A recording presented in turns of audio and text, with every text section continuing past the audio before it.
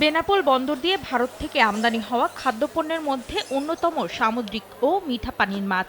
মাছ আমদানি থেকে প্রতিদিন গড়ে ১ কোটি টাকা রাজস্ব পায় সরকার। ব্যবসায়ীদের অভিযোগ, সম্প্রতি সামুদ্রিক মাছ আমদানিতে শুল্ক ৫০ সেন্ট থেকে বাড়িয়ে ৭৫ সেন্ট করেছে কাস্টমস কর্তৃপক্ষ। এতে মিঠা পানির মাছ কেজি প্রতি আমদানি শুল্ক ৭৬ টাকা। সামুদ্রিক মাছ আমদানিতে প্রতি কেজিতে শুল্ক দিতে হচ্ছে ৪৬ টাকা।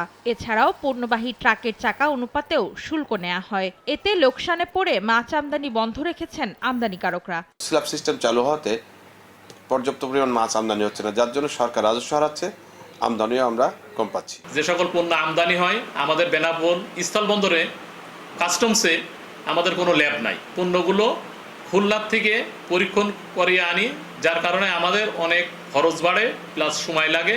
এর জন্য আমরা ব্যবসায়িক দিক থেকে ক্ষতিগ্রস্ত হচ্ছি। মাছ আমদানি বন্ধ থাকায় কাজ নেই শ্রমিকদের। বন্দরে কাজ কাম নেই, মাছ হচ্ছিল তা কাল থেকে বন্ধ হয়ে গেছে।